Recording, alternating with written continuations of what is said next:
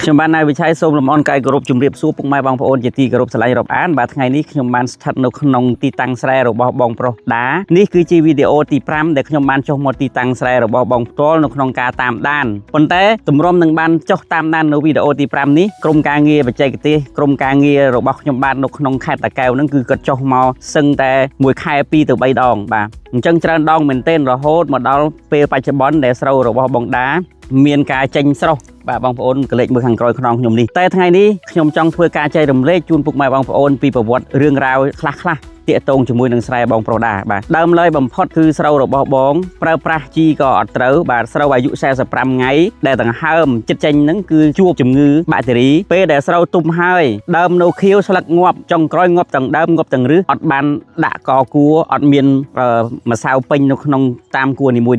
នៅក្នុង1ហិកតាជាប្រវត្តិសាស្ត្របងប្រុសបានទទួលបានទិន្នផលចន្លោះពី2តោនទៅ2តោនកន្លះតែប៉ុណ្ណោះសាច់រឿងនេះបានធ្វើឲ្យគាត់តាក់ទងមកក្រុមហ៊ុនជីកសិកម្មរុនស៊ីនស្របជាមួយនឹងក្រុមការងារបច្ចេកទេសហើយនឹងប្រឹក្សាបច្ចេកទេសបានសហការគ្នាយ៉ាងរឹងមាំតាមដានពីមួយវគ្គទៅមួយវគ្គរហូតមកដល់វគ្គនេះដែលខ្ញុំបាននឹងកំពុងឈរនេះគឺជាវគ្គទី5ដែលខ្ញុំបានចុះមកផ្ទាល់តាមដានបាទខ្ញុំឃើញថាស្ថានភាពស្រូវរបស់បង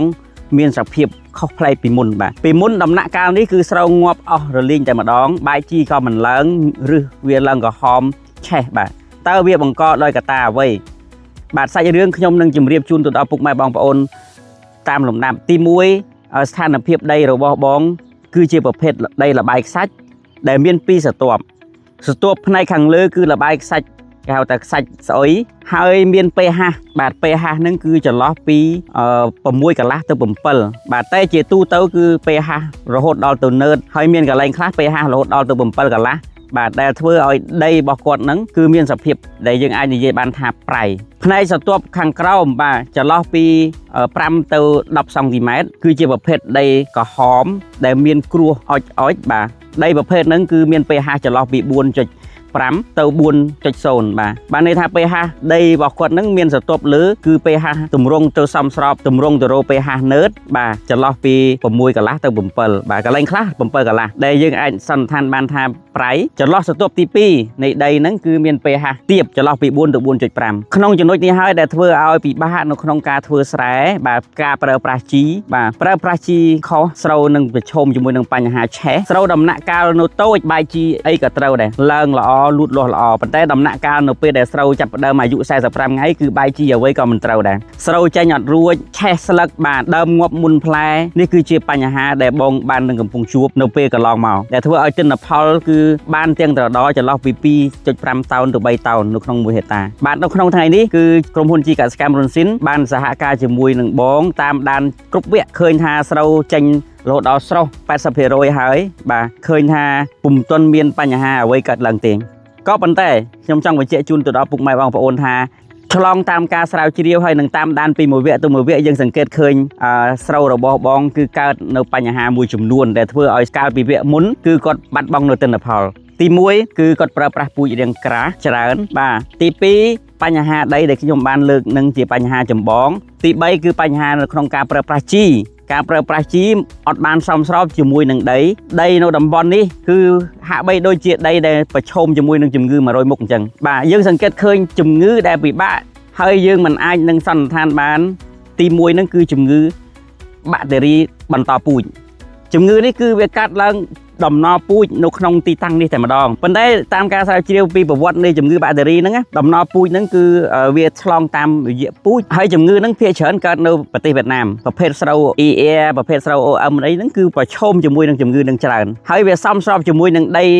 ប្រភេទនេះទៀតគឺវាប្រឈមនឹងកើតឡើងតែម្ដងបាទដែលយើងហៅថាជាប្រភេទជំងឺបាក់តេរីដំណពូជបាទហើយមួយប្រភេទទៀតគឺជាប្រភេទជំងឺបាក់តេរីដែលបង្កឡើងដោយបម្រែបម្រួលអាកាសធាតុបងប្អូនដឹងស្រាប់ហើយថានៅតំបន់នេះនៅដល់ឥឡូវនេះដែលខ្ញុំកំពុងឈរនេះគឺនៅតែមានភ្លៀងរលឹមតិចបាទមកស្ទុះស្ងួតបើសិនណាថាក្តៅគឺក្តៅខ្លាំងរោសំណើមចិត្តទឹកនៅលើដំណាំស្រូវមិនបានតែម្ដងដោយសារតែតាកតងជាមួយនឹងសីតុណ្ហភាពមួយផ្នែកនៅជុំវិញ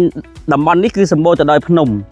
បើយើងនិយាយនៅក្នុងលំហូរទៅតាមឧតុនិយមគេហៅថាវាមានខ្យល់បាទហៅខ្យល់ហ្វឺនបានន័យថាខ្យល់ត្រជាក់ហើយនិងខ្យល់ក្តៅបានមួយផ្នែកនៃតំបន់របស់គាត់នេះគឺពេលដែលវារាំងស្ងួតគឺវាមានខ្យល់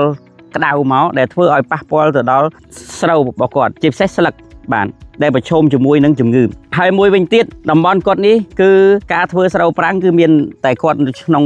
ទំហំចំនួន70ហិកតានេះស្រែរបស់គាត់មាន20ហើយមានបងប្អូនគាត់ផ្សេងទៀតបាទគឺកើតបញ្ហានឹងដូចគ្នាទាំងអស់ដែលយើងសង្កេតឃើញហើយនៅក្នុងការស្រាវជ្រាវហើយនឹងឃើញជាក់ស្ដែងនេះគឺយើងបានអនុវត្តតាមបច្ចេកទេសព្យាបាលហើយនឹងការពារជំហានទី1ដែលយើងធ្វើការនេះគឺយើងប្រើប្រាស់ការពារប៉ុន្តែការពារគឺយើងលេចឃើញជំងឺផ្សេងគ្នាបាក់តេរីខ្លះបាទគឺជាប្រភេទជំងឺបាក់តេរីប្រភេទដែលយើងអាចកំណត់សម្គាល់ថាជាប្រភេទបាក់តេរីច្បាស់លាស់យើងអាចប្រើប្រាស់ថ្នាំណែនាំថ្នាំទៅដល់សមស្របបាទនឹងគឺជារឿងសំខាន់ប៉ុន្តែបដោតទៅលើចំណុចនេះខ្ញុំចង់និយាយអំពីក្រុមហ៊ុនជីកសិកម្មរុនស៊ីនគឺយើងបានណែនាំប្រើប្រាស់ជីដែលសមស្របបំផុតគឺមានជីលេខ2100 1620 ហើយនឹងជី15ប្រើប្រាស់វាផ្ដាច់នេះគឺដំណាក់កាលនេះគឺជាដំណាក់កាលដែលគាត់បានប្រើប្រាស់ជីផ្ដាច់ហើយបងប្អូនអញ្ចឹងសង្កេតមើលឃើញដងដើមស្រូវមានភាពរឹងមាំល្អមានភាពបៃតង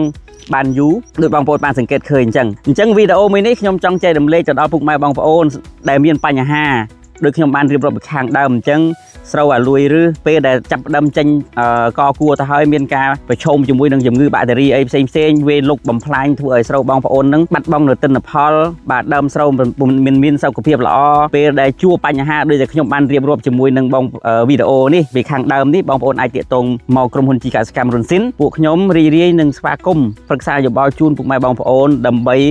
ផលចំណេញជាប្រយោជន៍ទៅដល់ពុកម៉ែបងប្អូនទាំងអស់គ្នាបាទហើយមួយវិញទៀតខ្ញុំនឹងនាំពុកម៉ែបងប្អូនទៅជួបបងប្រុសដាផ្ទាល់ដែលជាម្ចាស់ស្រែនៅក្នុងវីដេអូចុងក្រោយណាពុកម៉ែបងប្អូនកុំភ្លេចតាមដានពីព្រោះគាត់គឺជាតួឯកសំខាន់ដែលអាចនិយាយរឿងស៊ីជម្រៅយ៉ាងនេះប្រាប់ទៅដល់ពុកម៉ែបងប្អូនបានជាចុងក្រោយនេះខ្ញុំបានណៃវិឆ័យ